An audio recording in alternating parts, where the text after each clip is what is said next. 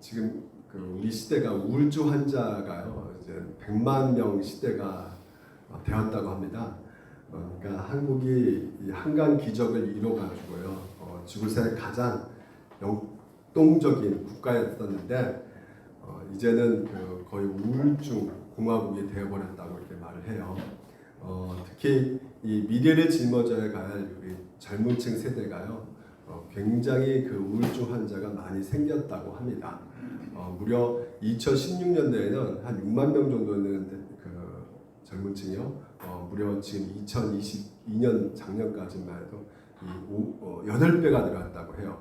엄청나죠. 그만큼 우울증 환자가 굉장히 많이 생겼다고 하는데요. 그러니까 지금 경쟁 사회에서 부딪히니까 여러 가지로 젊은 세대들이 그 가운데서 굉장히 고립심 그리고 또한 압박감 이런 것들이 심리적으로 계속해서 생기기 때문에 굉장히 더 많이 지금 현재 젊은층 세대 가운데 우울증 환자가 증가되고 있다고 합니다. 그런데 이게 문제는 뭐냐면 우울증이 너무 심각해지면 극단적 선택을 하기 때문에 이게 참 조심스러울 수밖에 없는 것이죠. 그래서 저도 이게 목회 방향을 좀 기도에 좀 집중을 해야겠다 생각을 이렇게 하게 되었습니다. 왜냐하면 하나님께서 우리 가운데 은혜 방편을 주신 것이 바로 이 기도와 말씀이잖아요. 그래서 어느 정도 말씀을 오늘도 우리가 계속해서 교리를 살펴보고 말씀은 충분히 선포되지만 이 기도 부분에서 좀 많이 우리가 소홀히 하고 부분이 있지 않나. 그래서 어떻게 하면 성도들의 기도를 풍성하게 해볼까 이렇게 생각을 많이 하게 되는 것이죠.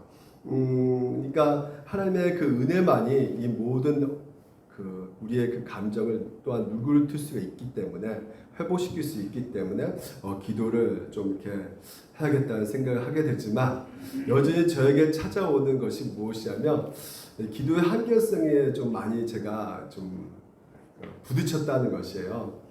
왜냐하면 이제 패더믹 이전에는요 그나마 사역 가운데 기도할 제목들이 굉장히 많이 있었거든요. 전도도 하고 여러 가지 활동도 하기 때문에 기도할 제목들이 많이 있었는데 이 패더믹 때문에 이제 여러 가지 활동을 못하는 그 상황 속에서 기도 제목들이 많이 사라졌던 것 같아요. 고작 물론 그것도 중요하지만 우리 성도님들 코로나 걸리지 않게 해달라 기도하는 건 당연한 거고요. 그리고 빨리 코로나가 좀 종식됐으면 좋겠다고 기도를 했었는데 시대가 가고 세월이 많이 흘러가도 3년 동안 이 코로나가 사라지지 않고 있음을 또 보게 되고 또 여전히 코로나 걸리는 또한 성도님도 생기는 것을 볼 때 굉장히 좀 기도해야 되는 한계성이 부딪혔던 것 같아요. 그래가지고 이렇게 강구를 했는데 이렇게 좀 현실에서는 좀처럼 이루어지지 않고 여전히 코로나가 계속해서 기승을 부리고 있고 이런 상황에서 좀 제 마음 가운데 굉장히 좀 열정이 한마디로 좀 식어져 갔다고 생각이 드는 거죠. 그러니까 확신을 갖고 기도를 해야 되는데 그 확신이 좀 이렇게 사라졌음을 좀 보게 된다는 것이죠. 그래서 제가 생각했던 것이 뭐냐면 우리가 하나님께 뭔가 구할 것에 어떤 상황에 처해 있지 않게 된다면 그 상황에서 기도할 것이 더 이상 없어가지고 기도 제목이 메마르진다면요 과연 내가 정말 성경적인 기도 생활을 하고 있는 것인가 라는 생각을 해보게 된 것이죠. 어려운 상황 속에서 우리가 기도가 이제는 보통 이렇게 응답이 안 됐을 때 좀처럼 이루지 않았을 때 기도가 이제 마르게 되잖아요. 점점점 기도하는 처음에 열중을 하지만 점점점 식어들고 그렇다고 그렇게 되게 하고 이제 기도가 이제 없어지게 된다면 과연 내가 성경적인 신앙생활을 지금 이제 기도 생활을 하고 있는 것인가라는 생각을 해보게 되더라고요. 그리고 앞으로도 마찬가지로 예를 들면 사역을 늘어놓고 삶 속에서 편해지고 아무 문제가 없게 된다면 하나님 앞에 구할 그런 어떤 기도 제목이 없다고 된다면 과연 내 기도의 어떤 열정이 계속해서 불타오를 수 있을 것인가 자신이 없더라고요. 근데 이제 바울의 기도를 보니까요 놀라운 것이 무엇이냐면 지금 바울이 에베소 교회 성도들 향해서 지금 이제 기도하고 있는 내용이거든요. 오늘 본문이.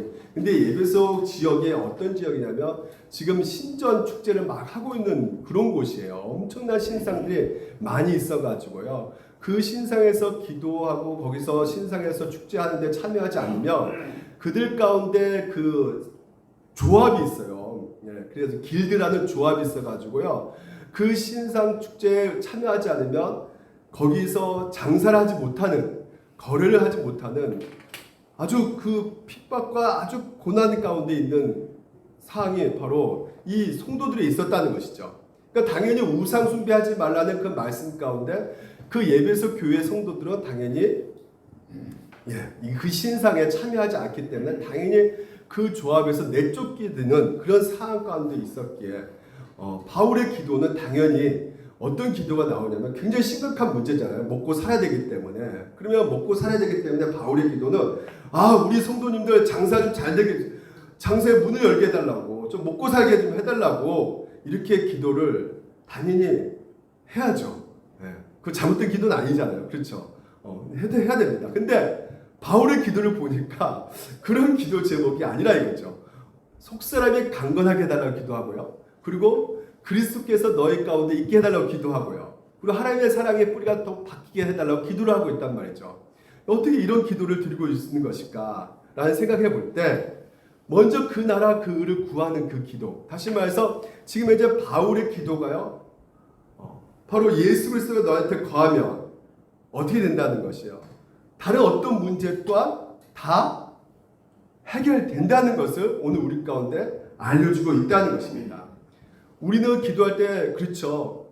내게 이게 필요합니다. 이거 있어야 됩니다. 이거 해결해 주세요 라고 우리가 기도하지 않습니까? 처음에는 그런 기도의 가운데 열정이 아주 그냥 뜨거워집니다. 근데 중요한 것은 무엇이냐면 우리에게 필요한 것은요. 성경적인 것이 필요하다는 것이죠. 다시 말해서 하나님 뜻이 무엇인가가 오늘 우리 가운데 들려져야 된다는 것입니다. 그러니까 우리의 기도가 나의 필요의 중심이 되어 있기 때문에 그러니까 그 필요가 해결되면 그 다음에 기도가 더 이상 나오질 않는 거예요. 그러니까 열정이 식어져 버리니까 뭐 놓고 기도하지? 이렇게 돼버리는 것이죠. 그러니까 뭘 기도했지 모르게 되는 것이죠. 그러니까 처음에 우리가 옛날에 보게 되면 한국 교회가요. 옛날에 가난했잖아요. 먹고 살기 되게 힘들었기 때문에 사회적으로 혼란했을 때는 하나님 아버지 앞에 막 기도를 간절히 드렸단 말이에요. 근데 지금은 어떤 시대입니까? 굶어서 죽는 사람이 별로 없어요. 그러니까 기도가요. 열정이 이제 식어드는. 그래서 한국이 너무나 발전됐기 때문에 굳이 기도하지 않아도요. 옛날에는 뭐 병원이 별로 없었기 때문에 아이가 아프고 내 몸에 병들어 있으면 막 간절히 기도를 했단 말이에요. 근데 워낙 지금은 병원이 많이 생기고 또한 이런 암을 고치는 기술이 너무나 발전되어 있기 때문에 이런 병에 대해서 간절히 하나님 앞에 기도하는 그런 것도 이제 서서히 없어져 가고 있는 상황 가운데 있다는 것이죠. 그러니까 경제를 배고프고 힘들 때 기도가 간절히 나왔었는데 더 이상 뭐 먹고 사는 게 힘들지 않으니까 기도가 점점 식어져 가고 있는 것이죠. 또한 삶의 문제가 있을 때는 우리가 보통 여러 가지로 주변에 도움을 주는 사람이 없었잖아요. 나 스스로 해결할 수밖에 없는 상황 속에서 굉장히 우리는 기도할 수밖에 없었던 것인데 오늘날은 뭐 유튜브만 들어가도 아주 똑똑한 사람이 그런 어떤 사회적인 어떤 문제를 갖고 있을 때 그 나름대로 대답을 해주기 때문에 도와줄 만한 어떤 능력 있는 사람이 있기 때문에 더 이상 기도를 하지 않는 모습이 우리 가운데 있단 말이죠. 그러니까 절박하지 않는 상황 속에서 기도가 쉽게 나오지도 않는 것이고요. 또한 기도를 또한 응답되는 상황 속에서 더 이상 무엇을 또한 내 필요를 구해야 될지 모르는 상황 속에서 다시는 또한 그 하나님에 대한 기도가 더 이상 간절하지 않는 마음에 다해서 중심에 대해서 기도하지 않는 우리의 모습이라는 말이죠. 그러면 이것이 믿음이 없어진 것일까요? 믿음이 없어지는 것일까요? 그렇지는 않은 것 같아요. 오늘 우리에게 있어서 기도의 방향이 우리가 전에는 나의 필요를 간절히 구했다면 오늘 이 바울의 기도를 통해서 우리가 좀 방향을 바꿔서 기도를 드려야 되지 않느냐는 생각을 하게 된다는 것입니다. 아유, 뭐 목사님 이제 뭐 다 이렇게 그럭저럭 삶의 문제가 해결되어 가고 있는데 뭐하러 그렇게 뭐 열정 들어서 뭐 뜨겁게 뭐 열심히 깊게 풍성히 기도할 필요가 뭐가 있습니까? 사회도 바삐바삐 돌아가는데 이렇게 말할 수 있겠지만요, 여러분 반드시 기억해야 될 것은 무엇이냐면 우리는 영적인 존재입니다. 영적인 존재가 기도하지 않으면 영혼은 어떻게 될까요? 예, 죽습니다. 예, 단도직입적으로 말하는데 영혼은 죽을 수밖에 없어요. 예. 그럼 우리가 어떻게 해야 됩니까? 예. 삶의 필요가 있을 때나 없을 때나 예, 기도를 해야 된다는 것이에요. 그러니까 오늘의 바울의 기도가 오늘 여러분 어떤 기도냐? 말씀을 붙잡고 기도하는 것이에요. 그러니까 기도의 열정이 우리 가운데 뭐 필요가 이제 더 이상 뭐 이거 될까 안 될까? 뭐 이거 굳이 이게 뭐 기도해도 될까? 이런 상황 속에서 더 이상 뭐 기도 제목이 없다고 생각이 드는 상황 속에서 이 바울의 기도를 통해서 보게 되면 말씀 붙잡고 기도하는 것을 보게 돼요. 보시면 14절 이러므로 내가 하늘과 땅에 있는 각 족속에게 이름을 주신 아버지 앞에 무릎을 꿇고 비노니 이렇게 됐어요. 여기서 보게 되면 이러므로 이렇게 시작되고 있잖아요. 이 이러므로의 뜻은 뭐냐면 원인과 결과가 있다는 것이죠. 그 원인이 뭐냐면 이러므로 내가 기도를 한다는 거예요. 그 원인이 바로 무엇이요? 1절부터 13절까지의 내용이에요. 우리가 지금까지 살펴본 내용입니다. 그게 무슨 내용이었습니까? 복음이었죠. 이방을 향한 하나님의 그 복음, 계시가 열려졌다는 것이에요. 그리고 또한 교회를 향한 하나님의 비밀이 이 바울 가운데 깨닫게 된 것이죠. 그래서 그것을 알고 하나님 말씀을 붙잡고 지금 현재 어떻게 하고 있는 것이에요? 바울이 깨닫게 되니까, 하나님 말씀을 깨닫게 되니까 그때서야 뭐요? 무릎 꿇고 기도를 하고 있는 바울의 모습이 오늘 우리 가운데 알려주고 있는 것이 무엇입니까? 바로 오늘도 우리가 말씀을 붙잡고 기도를 해야 된다는 것이죠. 네. 이것이 오늘 우리에게 열정과 다시 한번 힘을 줄 수가 있는 것입니다. 그러니까 기도가 계속 뻗어나가야 되는데 그 출발이 무엇입니까? 내 욕심과 내 원한 이런 것들이 출발되는 것이 아니라 오늘 바울의 기도를 보면 말씀을 통해서부터 시작되고 있는 것을 볼 수 있다는 것입니다. 그러니까 여러분 기도는요, 종교적 기도를 드릴 수 있고 복음적 기도를 드릴 수 있어요. 종교적 기도는 하나님을 내가 컨트롤한다는 것이죠. 상황이 바뀌게 해달라고 기도할 수가 있는 것입니다. 이 종교적 기도는요. 근데 복음적 기도는 무엇일까요? 바로 하나님의 말씀에 통찰을 있게 해달라는 것이죠. 그래서 내 자신이 바뀌게 해달라는 거예요. 내 눈에 보이는 시각이 변화되게 해달라는 것이에요. 그렇지 않습니까? 그러니까 여러분 이 기도라는 것은 결국 우리 욕망을 드러내게 돼 있단 말이에요. 기도 내용이 여러분이 뭘 원하고 있는지를 보여줍니다. 그러니까 여러분 보통 좋아하면 욕구가 생기잖아요. 그렇지 않습니까? 내가 교회를 좋아하고 사랑하면 교회를 위해서 당연히 기도할 수밖에 없는 것이죠. 내가 결혼을 빨리 하고 싶다. 결혼하기를 간절하다. 욕구가 결혼하고 싶다는 생각이 들면 어떻게 될까요? 결혼을 해달라고 기도할 수밖에 없게 되는 것이죠. 그러니까 뭔가를 놓고 기도하는 것을 통해서 우리가 욕구가 발생된다면 여러분 먼저 우리가 좋은 것을 놓고 기도하게 된다면 우리 욕구가 또한 바꿀 수가 있단 말이에요. 그러면 좋은 것이 무엇일까요? 오늘 바울의 기도입니다. 오늘 이 세 가지 기도의 내용을 보면 우리가 이 기도가 우리 가운데 가장 좋은 기도의 제목이구나 라는 생각을 하셔야 되는 것이에요. 그래서 세 가지입니다.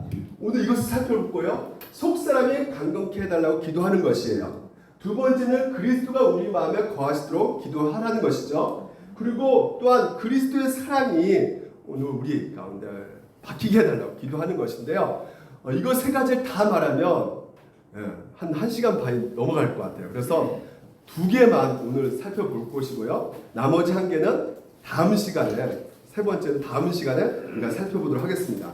먼저 우리에게서 가장 좋은 이 기도 제목, 속사람을 강건케 해달라는 기도, 우리가 16절 한번 읽어볼까요? 시작. 그의 영광의 풍성함을 따라 그의 성령으로 말미암아 너희 속사람을 능력으로 강건하게 하시오며라고 기도하고 있습니다. 여러분 여기서 중요한 것은 무엇이냐면 이 속사람이에요. 여러분 속사람이 뭘까요? 속사람 위? 내장? 기관들 이거 속사람처럼 생각이 들 수 있겠지만 이 속사람은 바로 우리 영혼이죠. 그렇죠? 우리 영혼입니다. 그러니까 우리 영혼을 가리키고 겉사람은 바로 우리 육신을 말하는 거죠. 육체를 가리키는 것이에요. 그래서 고린도 후서에 보게 되면 이렇게 됐습니다. 그러므로 우리가 낙심하지 아니하노니 우리의 겉사람은 낡아지나 우리의 속사람은 날로 새로워지도다 이렇게 말하고 있어요. 다시 말해서 우리 겉사람, 이 겉사람 우리의 육신은 시간이 지나면 지날수록 쇠퇴해져 가는 것이죠. 그리고 종국에는 뭡니까? 죽음을 맞이할 수밖에 없는 것입니다. 연약해가지고요. 근데 성경에서 약속하는 바가 무엇이냐면 우리의 겉사람은 반드시 쇠퇴하지만 죽어서 사라지게 되지만 우리 속사람은 어떻게 된다는 것이에요. 그렇죠. 날로 강건해질 수 있다고 하나님께서 약속해주고 있다는 것이죠. 그러니까 우리가 분명히 이 말씀을 통해서 우리가 알 수 있는 것은 첫 번째로 우리 인간 존재가요. 뭘로 구성되어 있냐? 속사람, 겉사람으로 구성되어져 있다는 것이에요. 그러니까 즉 인간의 존재는 육체만을 가지고 있는 것이 아니라 뭘 또 가지고 있다? 영혼도 가지고 있다는 것이에요.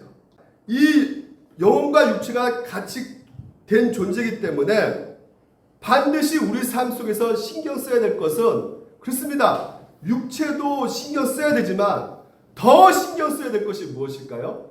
영혼이라는 것이에요. 우리의 육체의 행복과 건강을 위해서만 신경 쓰지 말고 늘 우리 가운데 주신 이 영혼에 대해서 우리가 영혼의 건강과 영혼의 행복을 위해서 관심을 갖고 신경을 써고 영혼을 돌봐야 된다는 것이죠. 예를 들면 이거죠. 우리도 우리 육체 있잖아요. 이 육체를 어떻게 해요? 건강하고 행복하기 위해서는 영양분을 충분히 공급해 줘야죠. 그리고 운동도 열심히 해야죠. 그래야지만 이 건강을 유지할 수 있고 우리가 행복해질 수가 있어요. 마찬가지로 우리 영혼도 마찬가지입니다. 우리 영혼도 영혼의 양식을 끊임없이 공급을 받아야 되는 것이죠. 그렇지 않습니까? 그리고 영혼의 적절한 행동, 선한 행동도 해야 되고 그런 훈련과 돌봄이 있어야 되는 것이에요. 만약에 육체의 그런 어떤 영양분을 충분히 공급받지 못하면 운동도 하지 않고 돌보지 않으면 어떻게 될까요? 육체는요? 망가질 수밖에 없는 것이고 고장날 수밖에 없는 것이고 피폐해질 수밖에 없는 것이에요. 금방금방 고통 가운데 있을 수밖에 없는 것입니다. 마찬가지로 이 영혼은 더 중요합니다. 이 영혼도 생명적인 양식이 오늘도 우리 가운데 공급되지 않으면 다시 말해서 영적으로 훈련하지 않고 운동하지 않고 영적인 돌봄을 하지 않는다면요 우리 영혼도 어떻게 될 수밖에 없는 것이에요? 피폐해질 수밖에 없는 것이에요. 망가질 수밖에 없는 것입니다. 쇠퇴해질 수밖에 없는 것이에요. 그래서 성경에서 오늘도 우리 가운데 인간의 존재는 다른 그 어떤 것보다 다른 존재다. 영혼이라는 것이 있다. 그러니까 예를 들면 여러분 이 사람의 존재는요 세상 것을 다 간다고 해서 진정한 평안을 얻을 수 있는 존재이겠습니까? 어떻게 생각하세요? 여러분 우리가 살고 있는 이 시대는 한마디로 풍요로운 시대라고 합니다. 아무리 가난해도 굶어 죽은 사람이 없어요.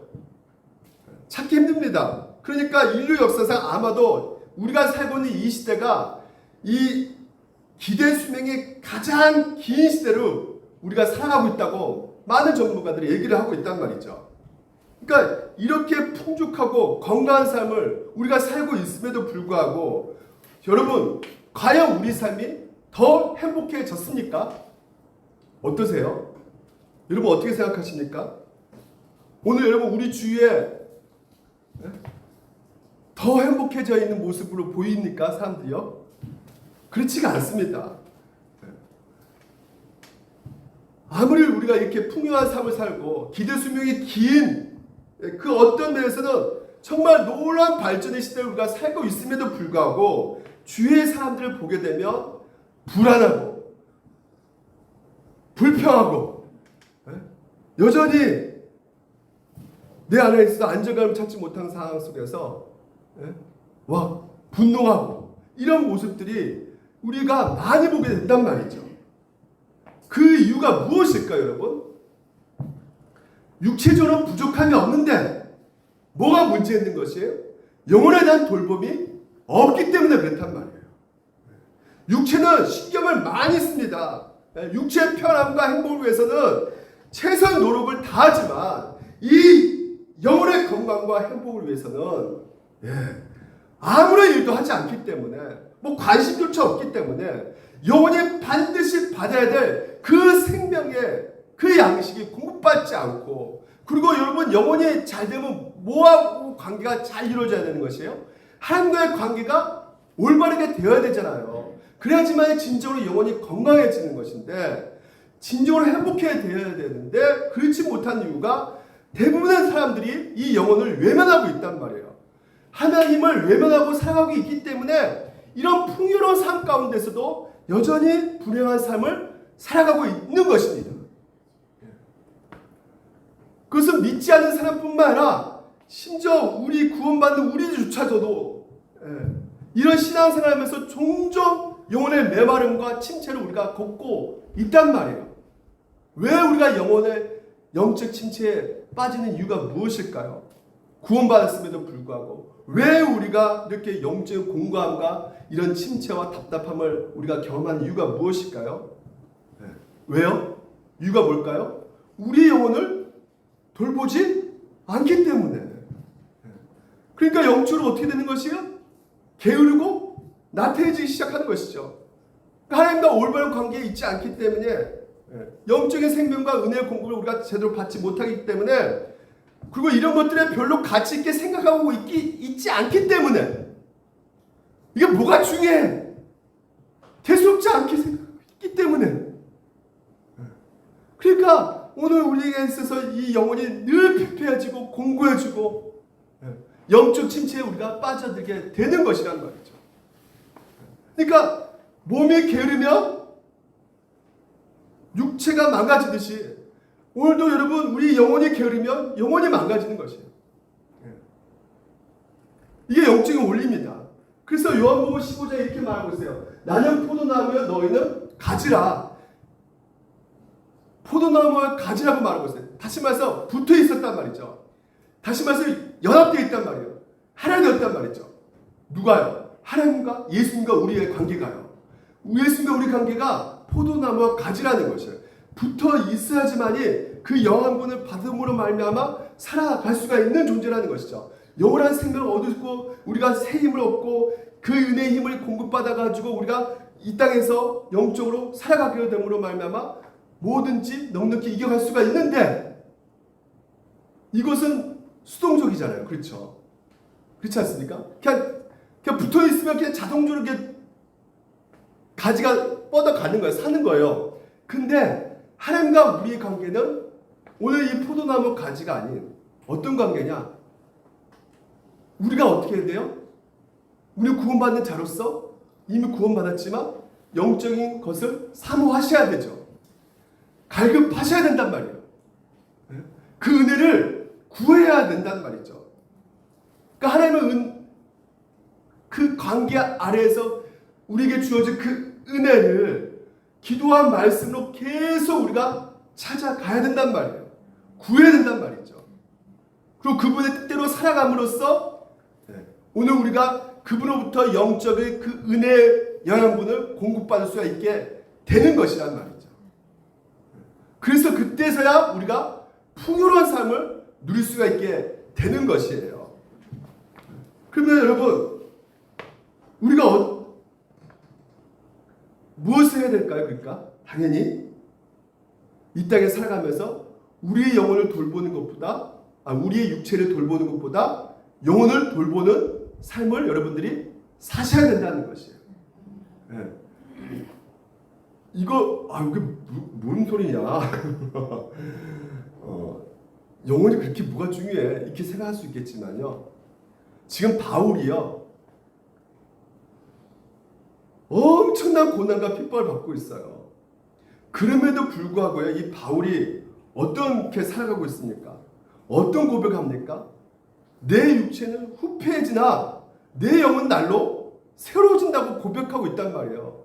그 감옥에서 엄청난 그 고난 가운데 있는데 할지라도 그 바울의 고백을 통해서 분명히 알 수 있는 것이 무엇입니까? 그렇습니다. 오늘 우리가 육체적으로 어떠한 고난이 있다 할지라도, 어떠한 결핍이 있다 할지라도 우리 영혼이 강건하게 되며 그 모든 것들을 넉넉하게 이길 수 있다라는 것을 바울의 고백을 통해서 우리가 알 수가 있단 말이죠. 육신적으로 아무리 풍요할지라도, 육신적으로 모든 것을 다 갖춘다 할지라도 영혼이 건강하지 아니하면 모든 것이 있어서 불행할 수밖에 없는 것입니다. 이건 팩트예요, 팩트.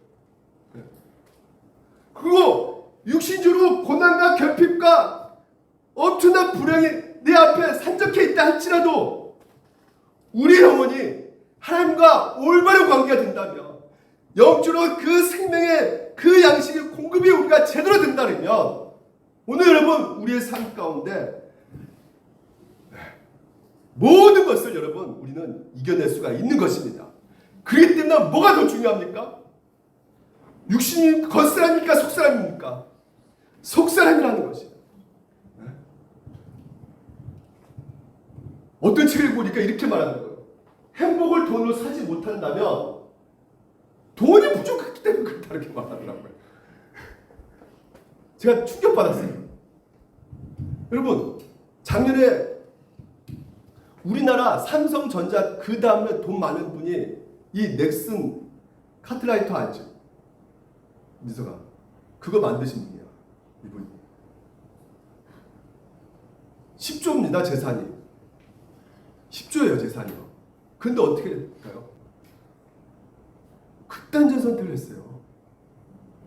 어떻게 그 자세한 그 죽음 앞에 내몰게 됐는지,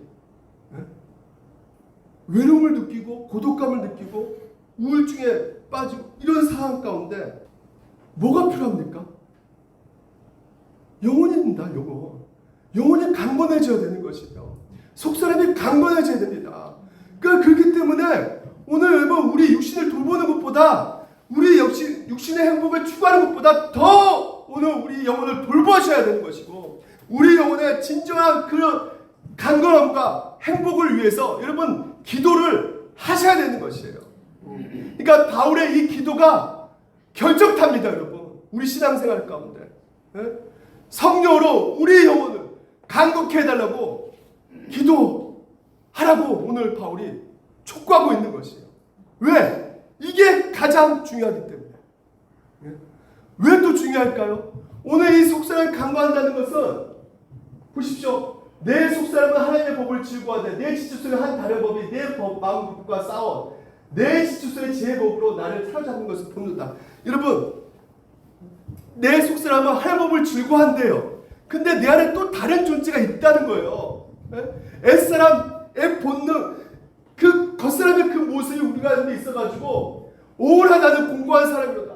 이 사망의 몸에서 누가 나를 건져내나.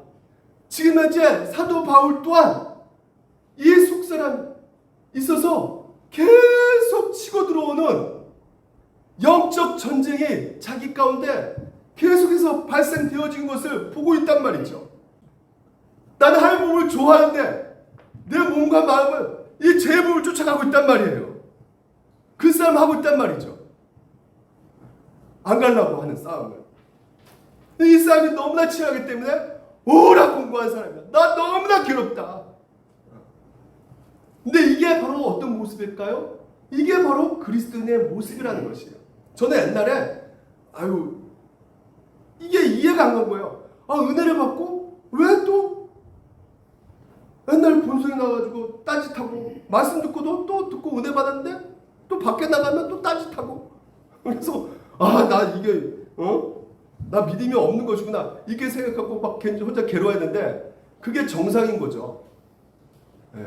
싸움이 있단 말이에요. 영적 싸움이 내 안에서. 우리 가운데 싸우지 않는 사람이 없단 말이에요. 여러분 우리는 당연히 뭐요? 이 싸움에 놓여져 있단 말입니다. 그래서 여러분이 오늘도 이 영적 싸움에서 속사람이 강독해달라고, 이기게 해달라고 기도하는 것이에요. 왜? 우리가 쉽게 무너지니까. 만약 여러분 내 안에서 이 영적 싸움을 치열하게 하고 있지 않다면 한번 생각하셔야 되는 것이에요. 내가 거듭나지 않는 것 같다 생각을 하셔야 되는 것이에요. 진짜 신자면 싸움이 일어날 수밖에 없습니다. 시간이 가면 갈수록 더 싸움이 치열해질 수밖에 없어요. 왜? 제가 더욱더 선명하게 보이기 때문에. 그래서 오늘도 이 바울의 기도가요, 속사람의 강가움을 지금 현재 간절히 구하는 그 기도는요, 오늘 여러분 이 영적 치열한 싸움을 느껴본 사람만이 기도할 수가 있는 것이에요. 이게 가장 절박한 상황이구나. 예? 그때는 기도하는 것이에요. 여러분 저 연목사도 지금 현재 이 강단상의 자리가 올라오는 그 상황 속에서도, 아니 지금 말씀을 저랑 이 상황 속에도 싸우고 있단 말입니다. 내 안에서 야 네가 자격이 있냐? 네가 한동안 네 말씀을 그렇게 전하면서 네가 그렇게 살아왔냐? 너 자격 없는 놈이야. 너 성도들이 다 좋은 이유가 뭐겠니? 네가 말씀도 네가 살기 힘든데 네가 그렇게 죄 짓고 나서 네가 못 뻔뻔스럽게 그런 말씀을 전해. 그리고 그 말에 소용없어. 변하지도 않아. 적당히 해. 빨리빨리 끝내. 대충 해. 저만 그럴까요? 그 싸움이 없을까요, 여러분? 여러분도 그렇죠. 여러분도 하나님께서 여러분을 향해서 원하실 뜻이 있죠. 사람을 대할 때 어떻게 대하라고 합니까? 사람을 대할 때 어떻게 대하라 그래요? 죽게 대하듯 하라 그러죠. 그리고 무슨 일을 할 때 어떻게 하랍니까? 네, 죽게 하듯 최선을 다하고 열심히 정직하게 하라 그러죠. 그렇죠. 근데 여러분 그런 말을 오늘 모르는 사람이 있어요? 다 알죠. 알고 있으면서 밖에 나가면 어떻습니까? 가장 가까운 이혼 아내한테도 어떻게 해요? 죽게 하듯 합니까? 내 성깔 다 부리고 승질 부릴 거 다 부리고 할 말 다 하고, 그리고 더 어때요? 쉽게 무너지지 않습니까? 내 안에서 막 네가 왜 손해보려고 그래? 네가 하고 싶은 말 하고 네가 왜 당해야 되니? 네가 왜 피해봐야 돼? 네가 올라서 네가 이겨. 우리 안에 막 그런 것들이 움직이지 않아요. 그러니까 뭐라 그러는 거예요? 기도하라는 것이에요. 근데 이게 우리가 돼요, 안 돼? 우리 능력으로, 우리 힘으로 안 되기 때문에 뭐라 그럽니까? 그의 영광의 풍성을 따라 누구의 능력으로? 성령으로, 그의 성령으로, 능력으로, 하나님의 능력으로 강건하게 하시오며 주님께 의지해야 된다는 것이에요. 그분의 사랑의 그 능력으로 오늘도 여러분 우리가 알면서도 밖에 나가서 하는 행동 가운데 얼마나 우리가 심각하게 또한 승질 부리고 분노하고 폭발돼 버리면 후회하잖아요. 아내한테 내가 쏟아부을 걸 다 쏟아부어버리면 그 다음 몇 시간 후에 죄책감에 빠지잖아요. 나는 안 된가 보다. 나는 진짜 난 인간 쓰레기야. 나는 막 죄책감 느끼면서 에라 모르겠다. 이런 포기하고 싶은 그 마음 가운데 오늘도 우리가 그 순간 비록 우리가 그 속사람을 강력해 해달라고 기도할 때 늦지 않았어요.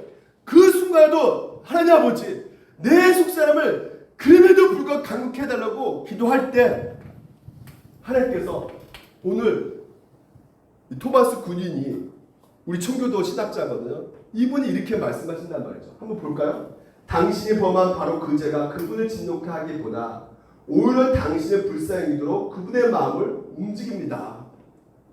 그렇습니다. 어떤 혐오스러운 질병을 가진 어린아이를 향한 아버지의 마음처럼 불쌍히 여기는 그분의 마음은 당신 향해 더욱더 어떻게 하는 거예요? 커져간다는 것이에요. 여러분이 내가 왜 그랬을까 하면서 나는 진짜 주님 내 속사람을 감격해 좀 해주세요. 날 왜 그럴까요? 도와주세요. 이럴 때 하나님께서 여러분을 어떻게 하신다는 거예요? 더 불쌍히 여기신다는 거예요. 그래서 그분은 모든 증오는 사라지고 그분의 증오는 오직 죄만 향합니다. 죄를 파괴하고 멸함으로써 오늘 여러분 죄가 우리가 하는 게 아니에요. 하나님께서 하시는 것이죠. 그러면서 당신을 자유롭게 합니다. 그래도 그분은 당신 때문에 더욱 마음을 졸이실 것입니다. 이것은 당신이 어떤 고난 가운데 있을 때나 제약 아래 있을 때나 동일하다는 것이에요. 하나님의 마음은 변함이 있다 없다? 없다. 그러므로 두려워하지 말은다는 것이에요. 더욱더 하나님 아버지 앞에 담대하게 더 나아가는 것입니다. 무엇이 우리를 그리스도의 사랑에서 끊을 수 있겠습니까? 그 확신이 오늘도 우리가 기도 가운데 얻게 된다는 것이죠. 여러분, 바울의 이 기도 생활 하시는 여러분 되시기를 주님 이름으로 축원드립니다. 마지막 두 번째, 그리스도가 우리 마음에 거하시도록 기도하라는 것이죠. 이 기도가 좀 여러분 이상하게 다가올 수 있어요. 왜냐하면 나 주님을 영접하는데 영접한 순간에 이미 마음에 예수님께서 들어오시는 거 아닙니까? 근데 굳이 이거 기도할 필요가 있습니까? 그렇죠. 성경 분명히 말합니다. 믿음으로 말미암아 그리스도께서 너희 마음에 계시게 하시옵고 너희가 사랑 가운데서 뿌리가 박히고 터가 굳어져서 계시게 하옵시고 기도하라는 것이에요. 근데 보십시오. 로마서 8장에 만일 너희 속에 하나님의 영이 거하시며 이미 예수 그리스도, 여러분 우리는 내 안에 예수님이 거하신다는 것은 대부분 어떻게 생각하는 경우가 많이 나면 그래도 신령한 사람이니까 예수 그리스도가 거하겠지.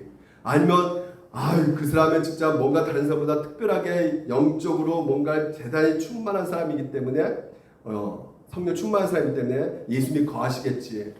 여러분 이 세상에 최악의 신자일지라도 그 안에 예수님께서 거하신다고 말씀하고 있어요. 뭐라고요?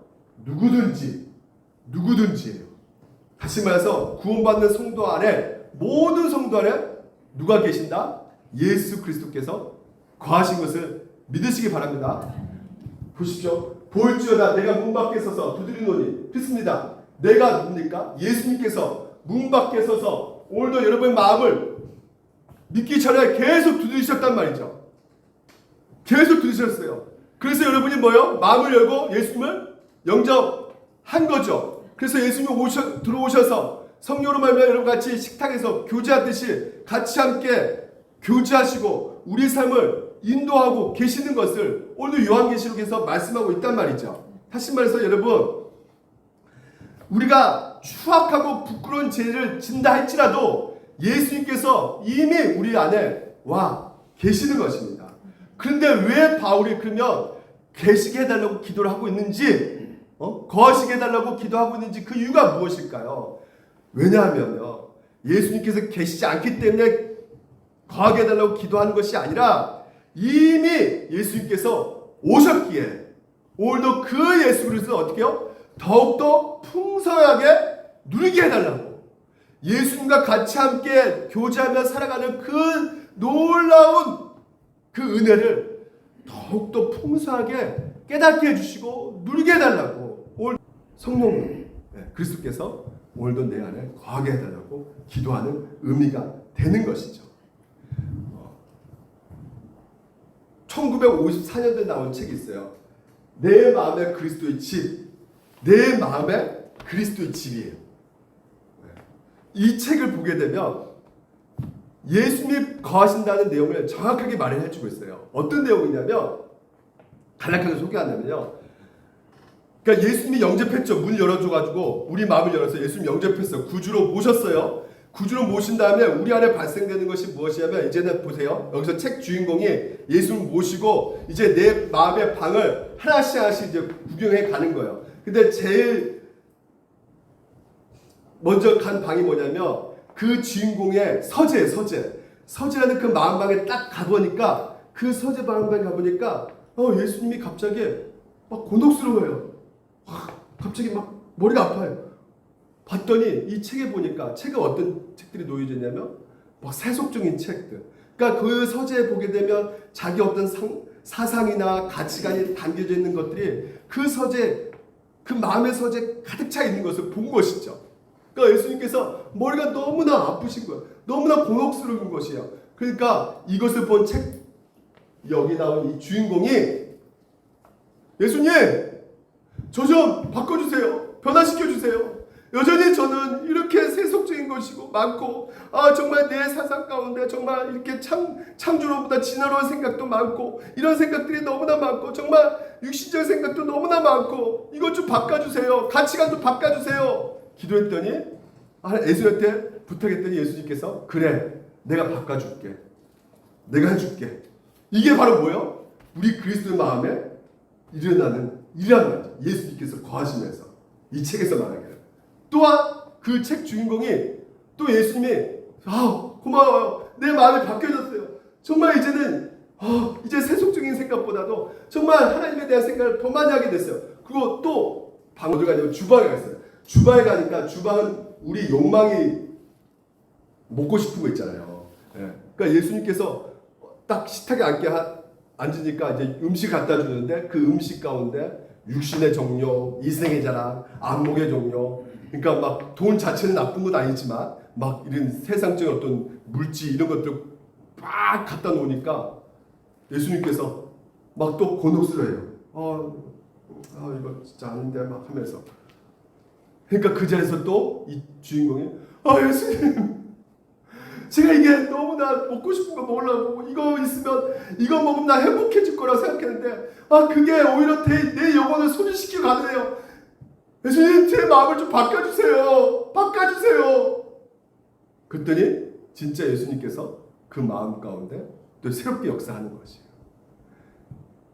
방마다 다 구경시켜주면서 예수님께서 그 방을, 마음의 방을 다 돌아가면서 하나씩 어떻게 해요? 변화시켜 가는 것이죠. 근데 마지막에 다 끝난 줄 알았는데 예수님께서 이거 무슨 냄새요? 그때 저쪽 2층 다락방에 뭐 썩은 냄새가 막 나는 거예요. 그래서 가서 봤더니 세상에 이 주인공이 자기가 은밀하게 지은 죄. 이거 없으면 나는 진짜 즐거움이 없다고 생각하는 그 죄 있잖아요. 그 죄 꽁꽁 숨겨놓고 있는 거예요. 그 냄새가 나는 거예요. 더러운 죄. 그 자리에서 또 예수님께서 모르는 게 아니라 알고 계시기 때문에 또 부탁한 거예요. 예수님, 나에게 행복을 주고 즐거움을 주고 이것이 내가 잘못된 거 알면서도 이걸 계속하네요. 예수님 내 마음을 좀 바꿔주세요. 결국은 예수님께서 그 은밀의 죄까지도 다 어떻게 해요? 새롭게 바꿔주신다는 것이죠. 여러분, 오늘 이 책의 내용처럼 내 마음에 그리스도가 거하신다는 것은 과연 무엇이냐? 다른 것이 아닙니다. 내 삶의 진정으로 누구를 모시는 거예요? 왕으로 그분을 모시는 것입니다. 그래서 왕으로 모셔가지고 뭐요? 그분의 뜻대로 그분께 순종하는 그 삶을 살아가는 그 모습 가운데 오늘 여러분 우리에게 진정으로 말씀하고 있는 그 내용 가운데 확실한 것은 우리가 그 예수 그리스도 안에서만이 진정한 행복과 안녕과 평안을 누릴 수가 있다는 것입니다. 예수는 우리 주인을 모시고 오늘 여러분 우리 가운데 그분의 그 말씀 앞에 순종함으로 갈 때 진정한 여러분 우리에게 있어서 영광의 길, 행복의 길이 놓여져 있게 되는 것이에요. 그래서 고린도서에서 이렇게 말합니다. 만물이 그에게서 창조되되 그가 누굽니까? 예수님입니다. 하늘과 땅에서 보이는 것들과 보이지 않는 것과 혹은 왕권들이나 주권들이나 통치자들이나 권세들이나 만물이 다 누구로 창조됐다고요? 예수로 말미암아 창조되었단 말이에요. 다시 말해서 이 모든 것이 여러분과 내가 다 예수 그리스도께서 디자인한 계획대로 창조된 물이에요. 창조물이란 말이죠. 그렇기 때문에 우리가 예수 그리스도께 의해서 창조되었기 때문에 그분의 뜻대로 살고 그분의 뜻 안에 예수 안에 있어야지만이 어떻게 되겠습니까? 이것이 인간이 만들었잖아요.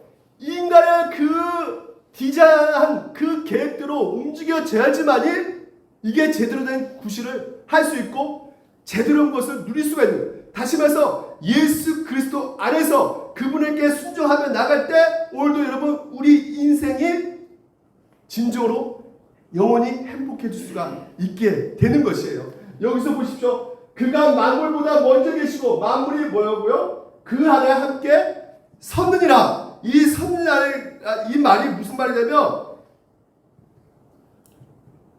딱 붙어 있어가지고 깨지지 않는다는 것이에요. 오늘 우리가 예수 그리스도 안에 있지 않으면 고장납니다. 깨집니다. 망합니다, 여러분. 똑같아요, 우리 인생이. 예수 그리스도에 창조되었기 때문에 그분 안에 거하지 않으면 우리가 창조 질서에 거슬려 예수 그리스도를 떠나가지고 마치 우리가 주인 되어서 살면 우리는 망하는 것이에요. 우리 영혼이 고장나게 되어 있단 말입니다. 우리 인생이 점점점 깨지게 되어 있단 말이에요. 그래서 오늘 여러분 우리가 아무리 그 겉사람이 행복해 보이고 뭐 풍요롭게 보이고 아무 문제 없는 것처럼 살아가는 그 삶을 본다 할지라도 고장나지 않는 인생 한 사람도 없습니다. 다 깨지고 고장나고 아파하고 있단 말이에요. 우리가 이 땅에서 그토록 바라는 그 안정과 평화, 행복 하고 싶잖아요. 그렇죠? 행복하고 싶지 않습니까? 예수 그리스도 안에 있지 않으면 결코 그 행복을 누릴 수가 없습니다. 그렇다면 여러분 오늘 우리가 어떻게 되겠습니까? 우리 주도권, 우리의 모든 삶을 주님께 그 방의 그 키를 누구한테 맡겨야 되는 것입니까? 예수 그리스도께 맡기셔야만 되는 것이에요. 그래야지만이 고장난 부분들이 고치게 되고 아까도 말처럼 그 방에서 그 모든 역사가 일어나지 않습니까? 우리 가운데 깨트려진 부분들이 회복되어지는 것이고 그래서 우리가 기도하는 그 내용 가운데 뭐라고요? 예수 그리스도께서 거하게 하시옵고 이 기도가 얼마나 중요한지 아시겠죠? 예수 그리스도 거하지 않으면 끝장나는 것입니다. 망하기 때문에 그런 거예요. 그렇기 때문에 그 기도가 가장 우리 가운데 절실하게 구할 수밖에 없는 것이에요. 내 자녀 예수 그리스도 없으면 그 안에 거하지 않으면 끝장나는 겁니다. 서울대 가고 뭐 100조 기업을 창출해가지고 성공한다 할지라도 그 인생은 고장나고 깨트려져 있단 말입니다.